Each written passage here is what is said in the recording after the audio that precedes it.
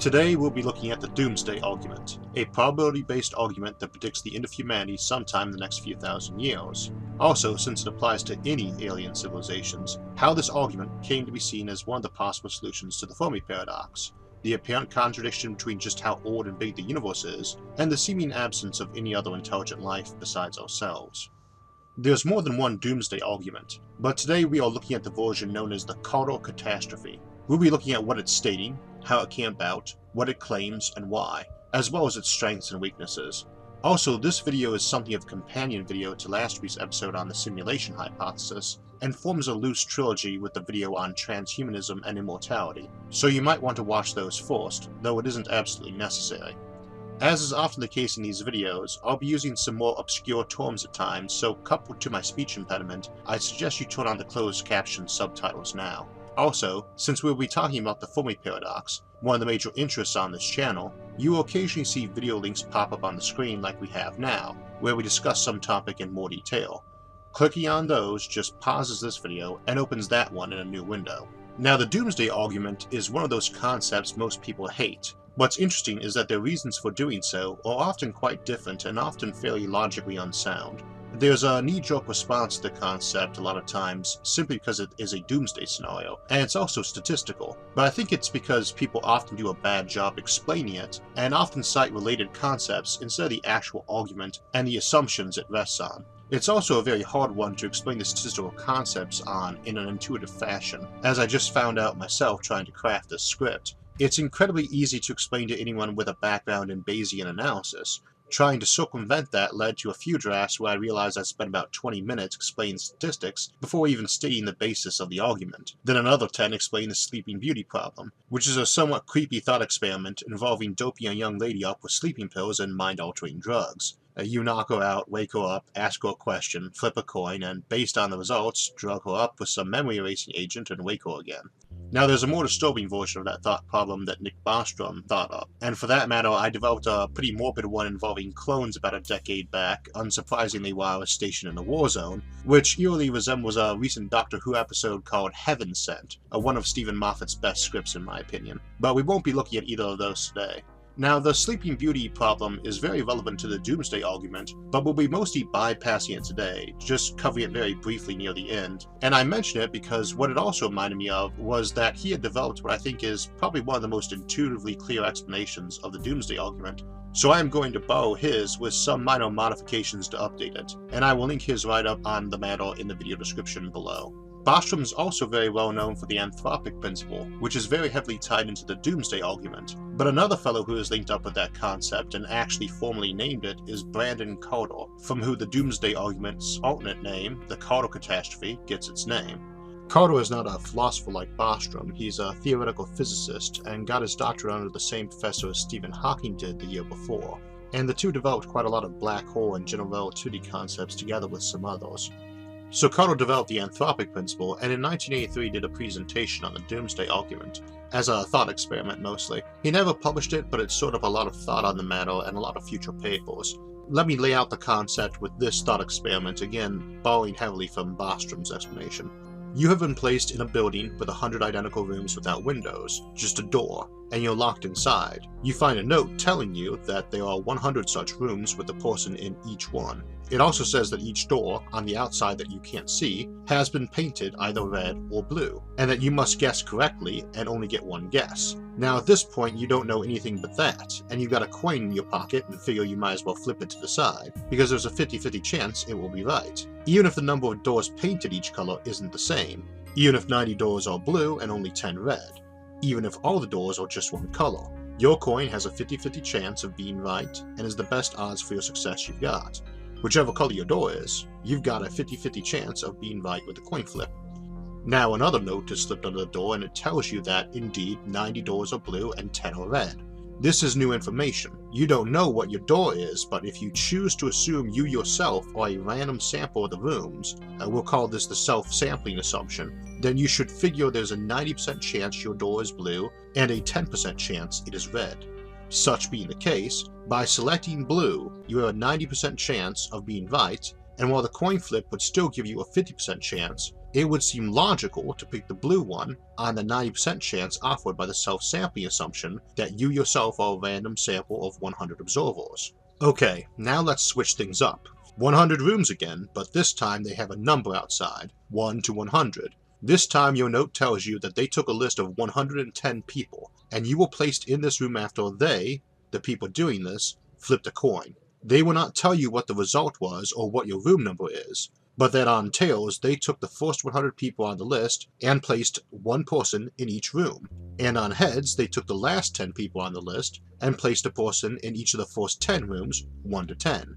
You are asked to guess if there are 10 people or 100. So now you know, if it came up heads, you must be in rooms 1 to 10. You are, after all, here. If it comes up tails, then you could be in any of the 100 rooms. It would seem coin flip odds there are 10 or 100 people, and it would initially seem flipping a coin yourself was the logical move. And indeed, once again, that offers a 50-50 chance of being right based on what you know. Yet at the same time, if there are 110 people on that list, wouldn't it seem more likely that you are one of the 100, not one of the 10?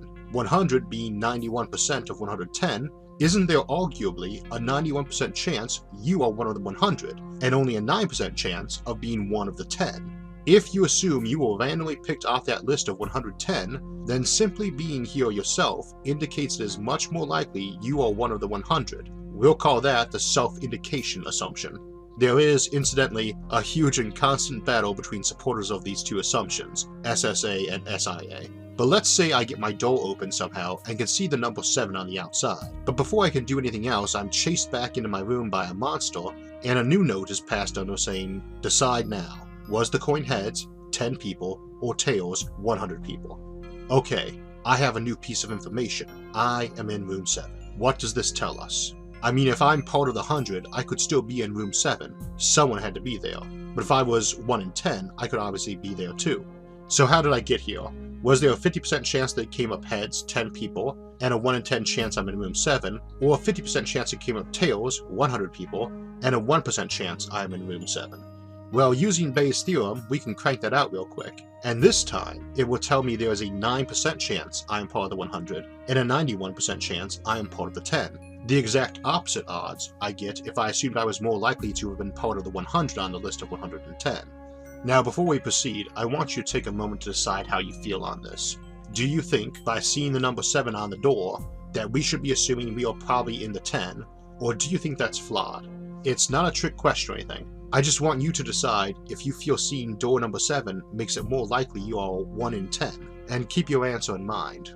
Okay, let's step this over to the Doomsday Argument now. If you've been following the Fermi Paradox videos, then you might remember one of our categories of solutions was that idea that high-tech alien civilizations are rare because they kill themselves off. And we looked at a lot of those extinction scenarios in the Fermi Paradox Apocalypse How video. We'll call this general set of scenarios the Doom Soon group. And for our purposes today, it doesn't matter what causes the apocalypse any more than it matters how you got stuck on that list of 110 or where the building actually is. We've also explored on this channel the concept of colonizing our solar system and our galaxy, and of building giant megastructures and Dyson spheres, and how in such setups you'd expect immense populations where more people are born every day than ever lived so far, and how such civilizations could go on for billions or trillions of years or even longer, outliving even the stars. Though in the end, time and entry catch up to you and your civilization ends. We'll call this the Doom Late group. In the Doom Soon group, if you sat down every person who ever lived and handed them a numbered card based on where they were born, then Adam and Eve get number 1 and number 2, and based on our most recent estimates, you and I will be getting one just over 100 billion, and the last man born would get, say, 1 trillion. In the Doom Late scenario, we give out the same cards, and our actual number is going to be disgustingly high, especially if we throw in whole brain emulation folks operating under the Landau limit we discussed in the last couple of videos. In that, you get a total number of human lifetimes out of a galaxy well in excess of 1 trillion people. But for simplicity, I'll just go with 1 million trillion, a quintillion people, shrinking it down about 30 orders of magnitude, the difference between a grapefruit's mass and our sun's. So Doom Soon, about 1 trillion people will ever live, and we're about 1/10 of the way through that. Doom Late, way more than 1 million trillion will have lived, and we'd be among the tiny fraction that was born first. Conceptually, Doom Soon, with its trillion people, is like being one of the 10 people in our second numbered door example. And Doom Lake corresponds to our 100 people in that same example. And I already told you that our estimates put you in at about 100 billion on birth order. That corresponds to stepping out to see the number 7 on your door. You are about number 100 billion, so am I. We've all stepped out and seen a low number on the door. I asked you a little while ago about how you felt seeing door number 7. If you felt that made it more likely that you were part of the 10-room group rather than 100-room group. If you did feel that was sound reasoning, and it's pretty solid, then when you realize you are number 100 billion in the human race, it should seem, on the face of it, that you are way more likely to be part of the Doom Soon group of around 1 trillion, not the Doom Late group of 1,000,000 trillion and way more. I mean, in one case, it's like finding out that for a conference of 10 people, you randomly arrived first. And in the other, I would say it would be like finding out that you randomly arrived first in an entire stadium, except that barely even begins to describe the level of improbability of having been born this early in even the most conservatively small interstellar civilizations. That would be more akin to the odds of winning the lottery several weeks in a row. Only you didn't win, you kind of lost. Most of us would rather have been born nowadays than in ancient times when life was a lot harder and a lot shorter on average. And as we discussed in the transhumanism and immortality video, and how most of us who are techno-optimists tend to feel, being born further ahead in time would probably be better. That was one of our lines of reasoning against the simulation hypothesis last time, where we were faced with similar super huge odds that faced us with a high improbability we are the people who actually lived through modern times, rather than being ancestral simulations, that advanced civilizations might feel it was unethical to subject us to these primitive and harsh modern times. But keep in mind, in the Doom Lake group, you are trying to argue that of all the people in the near endless trillions who will ever live, you and I just happen by freak luck to have been born in that first fraction of that first trillion, whereas in the Doom Soon group, we're not even arguing we were in the first half. A lot of times on the Doomsday Argument, when people roll through the math and get that 1 to 2 trillion figure, they misinterpret that as meaning that is how many people will live, when what it is actually saying is that that is the most people who could live before the odds start getting ridiculous. The odds favor it would happen a lot sooner, probably in the next 100 billion people since there have been 100 billion people so far. And at our current birth rates of 131 million a year, that would be about the 28th century, sooner if the birth rate went up.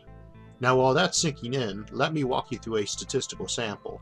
Some group of experts has calculated that there is a 1% chance of us all being killed each year. For all purposes, it doesn't matter which. It could be nuclear war. A lot of people thought 1% would have been generous during the Cold War. Asteroids, or some new doomsday device that got the diagram linked all over the internet and can be built by anyone with decent skill and a few $1,000. Or a designer virus or plague, Ebola's big brother, doesn't matter. Their spokesman goes before a congressional committee and says, 1% every year. A 1% chance we'll be dead each year. So the Oversight Committee chair says, hey wait, are you telling me there's a 1% chance we're going to die every year? That means there's a 50-50 chance we'll all be dead in 50 years. And another committee person says, and either way, we'll be dead in a century, 1% a year, 100 years, gone. Now at this point, the testifying expert says, no sir, I'm saying there's a 50-50 chance of this happening in about the next 70 years. Odds don't add up that way. There's a 99% chance, or 0.99 chance, of us surviving every year. So the odds of us surviving 50 years wouldn't be 50%. It would be 0.99 to the 50th power, or 60.5%. It doesn't drop to 50% for 69 years. 0.99 to the 69th is about 50%. So 69, call it 70 years, a whole human lifetime. Now in a 400 years, it's 0.99 to the 100th power, or 0.366, or 36.6% will still be alive, and 63.4% will be dead. Not 100%. It will never be 100%. Well, I'm a gambling man, says one of the committee. How long before it drops to just 1%? Well, that would be the logarithm in base 0.99 of 0.01, which would be about 458 years. It drops to 1 in 1000, or 0.001, in log base 0.99 of 0.001, 687 years. And if you want lottery odds in 110 million solar, even that would only be 1600 years. We have a statistical concept for degree of belief, or certainty. It's like when you see all those polls that say something like 52 to 48% for some pair of candidates, and at the bottom it says plus or minus 3%. Someone says the one candidate is up 4 points, but they're actually in a statistical tie, because they could be separated by as much as 55-45, or it could go the other way and be as low as 49-51, but it could also be outside that window, that margin, for error. Usually we use 95% confidence level for such margins, meaning 19 out of 20 times the result will be in that 3% window, but 1 in 20 times it won't be. 95% is a pretty common pick, and is one of the reasons on many older Doomsday Argument write-ups you'd see 1.2 trillion. They were using an older estimate for humans who had ever lived of 60 billion. The newer estimate is 108 billion, and multiplying 60 by 20 would give you 1.2 trillion. In our last example there, the 1% a year chance, to get up to 95% where there's only be a 5% chance we'd still be alive, would take 300 years. I could say I was 95% certain we'd be dead in 300 years. Doesn't mean we have that long. Could be shorter, could be longer, but not a lot longer because the odds of survival keep plummeting, going from 1 in 2 in 70 years to 1 in 20 in 300 years, to 1 in 100 in 460 years, to 1 in 1,000 in 700 years, and only 1 in a million in 1600 years. If I asked most people if they thought there was a 1% chance we'd kill ourselves off next year, I'd wager I'd get about an even mix of folks who nodded and said that was about right, with folks who thought it was being generous, and ones who thought it was pessimistic on our survival. So, coupled to the Doomsday Argument that you were randomly born in time, and it's improbable that you were born very early, this is a pretty strong probabilistic argument. You weren't born early, you didn't get bad luck to be born at the very dawn of mankind, because it won't sprawl out into an empire of over a billion suns lasting for billions of years. You were probably born right around the middle of the group, maybe tilted a bit early, maybe a bit late, but not improbably so, and the end is coming not that long off. Now, if you picked that seeing door number 7 meant you were probably one of the 10 people and not 100 from earlier, that doesn't mean you're stuck with the Doomsday Argument. And most people hate the Doomsday Argument. I do. But if you dislike it, it is important to make sure your reasoning is on solid footing. We don't discard a logically sound premise just because it's distasteful, and it is pretty logically sound. Fortunately, there are counter-arguments, many of them. Some good, some bad, some close to home. We'll just cover a few. For instance, in the transhumanism video, we are constantly talking about post-human states and immortality too. You could argue post-human isn't human, that cyborgs or digital people or some souped-up strong AI planet-sized computer brain is not a human. I'd argue otherwise, but it's not a bad notion, and so the Doomsday Argument would hold even though we kept on going in a way after that. And with genuine immortality, since there are only finite resources, birth rates could drop to a trickle or stop entirely as those immortals decided they wanted to keep all the remaining matter and energy for their own continued existence, and only replace the few rare deaths, or not even that, just dividing up the deceased stockpile for themselves so they could keep going even longer. The flip side of that, you could say that if a transhuman or posthuman is a human, then maybe our 108 billion estimate for people born thus far is being unfair. And we are excluding a lot of proto-humans, or even other primates and dolphins and elephants, or maybe even wider, back to the first critters, meaning millions if not billions of extra years for births, and including a lot more from each year too. Also, as I've indicated, the Anthropic Principle, the Doomsday Argument, and the simulation hypothesis are often linked up together, and for good reasons. Consider the simulation hypothesis we discussed last time, inside that we don't know our birth order, our real birth order, at all. Sure, the original folks of the 21st century were ranked around 100 billion, but for all we know, we could be ancestor simulations running around the real year 4 billion AD, keeping some last immortal company while he sticks around to watch the sun die. Last dude still kicking around from the original 24th century, and he just keeps replaying it, and we're not birth order 100 billion, we're somewhere up in the gajillions and just don't know it. We're in his version of Groundhog Day. We also don't know that there will be a finite number of humans. We tend to assume so, but at the same time, most of us tend to think the universe, and I mean the whole thing, every place, be it alternate universes or alternate dimensions or whatever, the whole grand shebang if you would, is infinite in size and duration. And if that were the case, there would be an infinite number of places we could call home, and if we had a way of getting there, you could have an infinite number of people. Counterintuitively, like with the St. Petersburg Paradox, while an incredibly large number of humans, as in the Doom Lake group, would imply it was improbable we were born this early, an infinite number of people doesn't make it improbable at all. If there's an infinite number of us, then you are genuinely as likely to be born whenever in the order.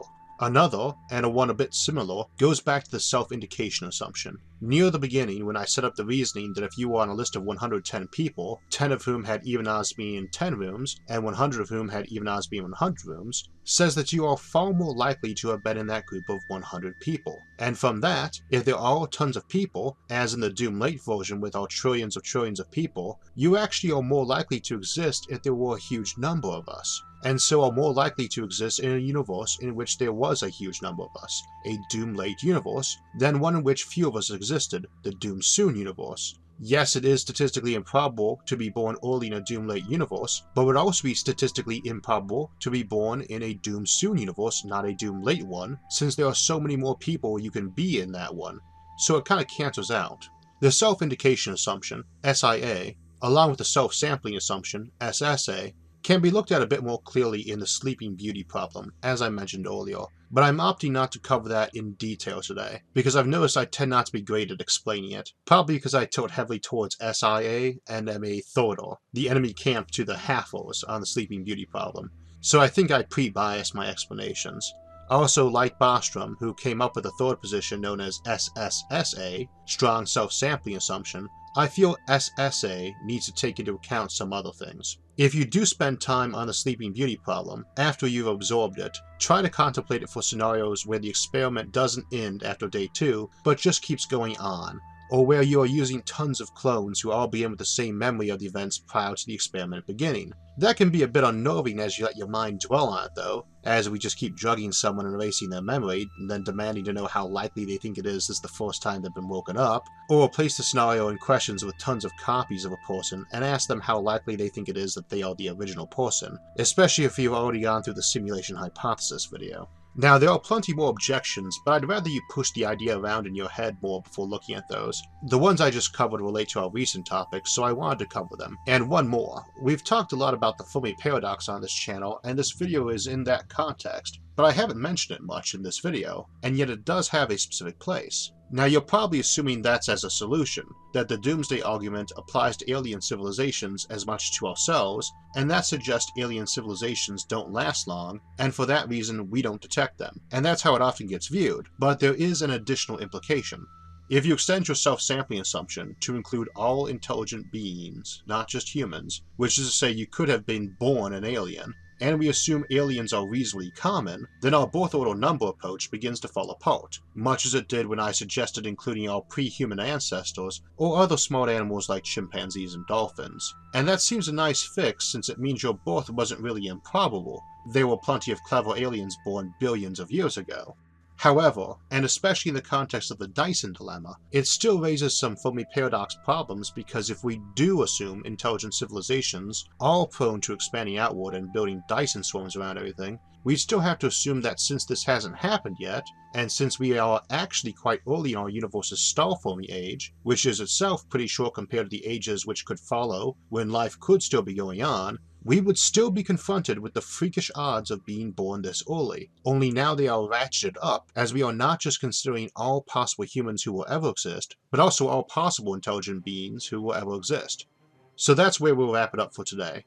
Hopefully you've got some fun new concepts and ideas to mull around, and better understand this argument, its strengths and its flaws, and maybe have a new take on coin flips too. Speaking of which, there's about coin flip odds I'll be skipping next week's video for time constraints. If I don't, it will probably be to do one of the shorter upcoming topics, and if I do skip, one of the longer ones, so I won't say what the next video will be just yet. If you haven't already watched them, I'd suggest going back and watching the videos on transhumanism and the simulation hypothesis, or you can try out any of these video playlists. If you enjoyed the video, don't forget to like it and share it, and subscribe to the channel for alerts when new videos come out. Questions and comments are welcome. I try to get to as many as I can, and as the channel has been growing, it's attracted a lot of clever and bright commenters you can mull over other ideas with too. So I hope you enjoyed this video, thanks for watching, and we'll see you next time.